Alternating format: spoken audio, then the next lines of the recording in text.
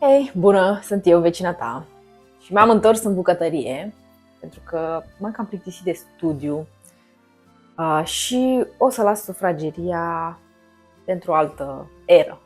Spun așa, locul meu de bază tot în bucătărie o să fie și astăzi o să fac cremă de zahăr ars. Este o rețetă destul de simplă, doar că necesită multă răbdare și multă atenție pentru că se gătește lent. Nu se gătește chiar ca o friptură, nu durează atât de mult, dar tot îți consumă destul de mult timp. Bineînțeles că rezultatul este delicios, dar din nou, ai nevoie de multă răbdare. Eu o să fac mai puține porții, o să fac niște porții mici. Până acum n-am mai făcut așa, nu le-am mai făcut în porții individuale. Făceam o tavă mare și de acolo fiecare își lua cât dorea. Acum să vedem ce iese. Sper să fie ce trebuie și să arate așa super drăguț, estetic la final. Hai să vedem că nu avem multe de făcut. Am uitat cântarul, cel mai important lucru. Of, mai uit și eu. Așa. Trebuie să pun laptele să fiarbă la foc mic împreună cu zahărul. Acum eu am spus să fac foarte puțin. Așa că o să pun doar 75 de mililitri de lapte și 65 de grame de zahăr. Pare puțin, pentru că este puțin. Și o să pun asta pe foc mic până se dizolvă zahărul. Vedem ce o să iasă. Până în alta o să separ și ouăle, pentru că am nevoie doar de gălbenușuri. Știți deja tehnica mea. Sparg oul întreg într-un castronel. Iau gălbenușul cu mâna. Chiar dacă am unghiile puțin cam lungi, nu contează. Tot iese perfect.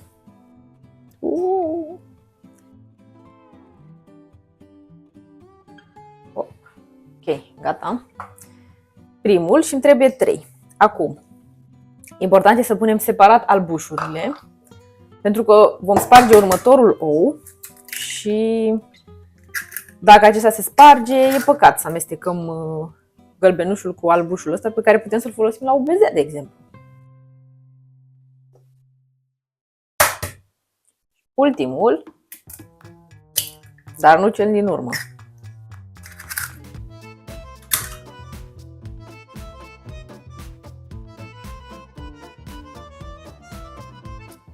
Cu tehnica aceasta nu dați greș niciodată atunci când separați ouăle. Are o marjă de eroare extrem de mică, o marjă de eroare infimă. Uitați. So jiggly.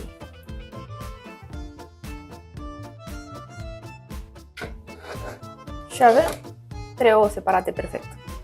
Vom folosi, cum am spus, doar gălbenușurile. Albușurile le pun în frigider.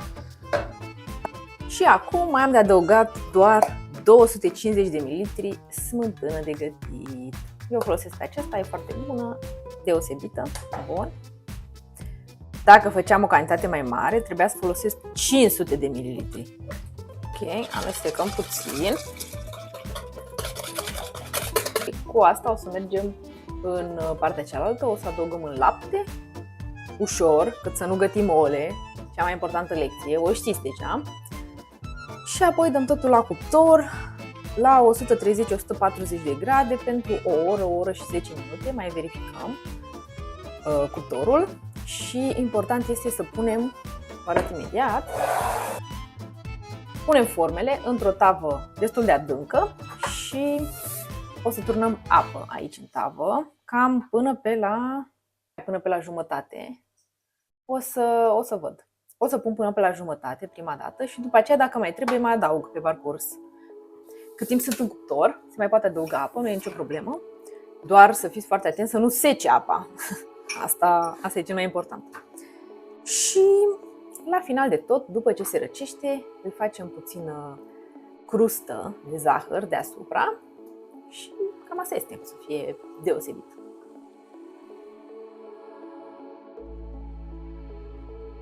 Ia să vedem. După cum vedeți, asta nu are aceeași dimensiune ca restul. Pentru că aveam 4 așa mai mari și una mi s-a spart. De fapt, am spart-o. Mi-a scăpat pe jos. Nici n-avem nevoie de asta. Perfect. Ce nebunie o să iasă. Am pus și puțină esență de vanilie, am uitat să menționez asta. Punem apă în tavă și la cuptor.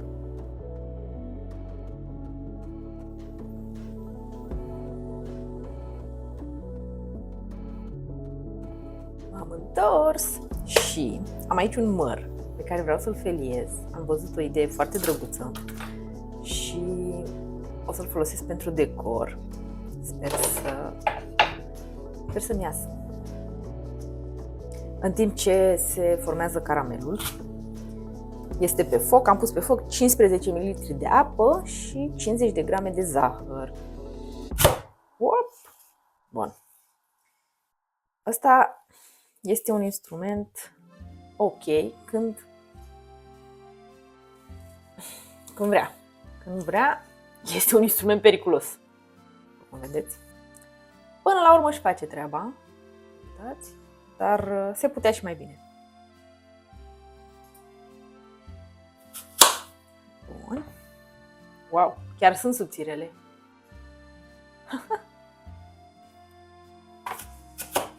De ce nu mi-ați spus?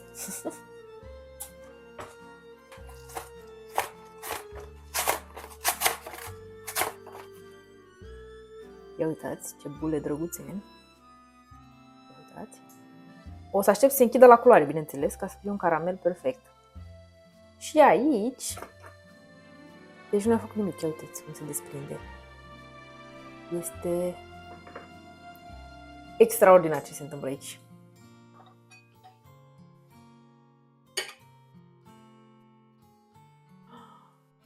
Perfect! Doamne, ce drăguț arată! Nebunesc! Nebunesc, ce frumos arată! Și acum...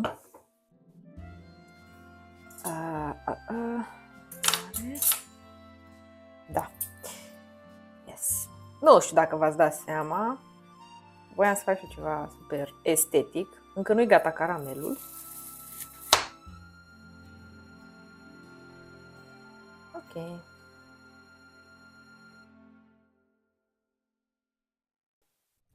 Cred că este super cute. Ia uitați.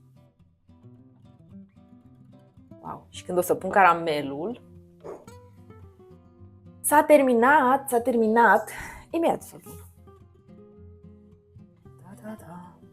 Da. Param! Doamne!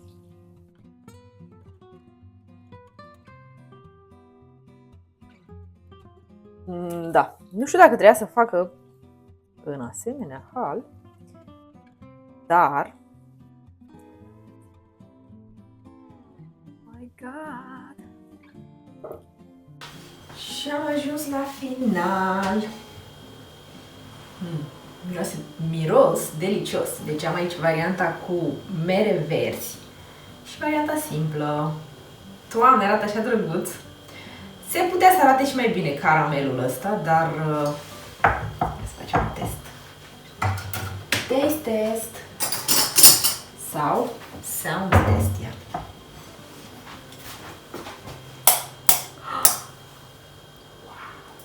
Nu. S-a terminat. Ia uitați. Doamne, ce cremoase. Dacă vă scade glicemia, vă rezolvă 2 linguri din cremele astea deosebite. Ce să vă zic? Oh, da, carte. Ca și carte. Am această carte cu 200 de sosuri. Ce vreau să spun? Sosul este foarte important într-o farfurie. Este sufletul farfuriei. Dacă nu avem sos, nu avem suflet în preparatul respectiv. Asta e părerea mea. Chiar și în deserturi. Sos de ciocolată, sos de caramel. Bine, asta nu e sos. Dar vă dați seama la ce mă refer. Așa că documentați-vă și data viitoare când preparați, nu știu, poate o friptură mai specială, gândiți-vă foarte bine la sosul pe care trebuie să-l folosiți. Pentru că schimbă complet orice preparat. Și nu există numai sos de paste, sos de maioneză și sos de soia pe acest pământ. Există multe alte sosuri. Și mai e sosul de brânză pentru nachos. Vedeți, există foarte, foarte multe sosuri. Așa că imaginația chiar nu are limite în bucătărie și ce să zic, nu mai am de citit din cartea asta, dar este foarte interesant, are foarte multe rețete, nici 10 de sosuri. Uitați, aici avem un sos grecesc din ou și lămâie. Da. Sos de papaya, sos de ciuperci. Ăsta îmi prea mă cântă.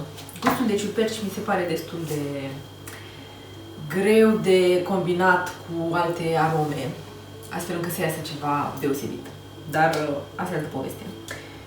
Până data viitoare, ce să vă zic, faceți cremă de zahăr, să faceți ce deserturi vreți voi, chiar și cele mai simple deserturi pot să fie speciale. Și vă las cu vecinele!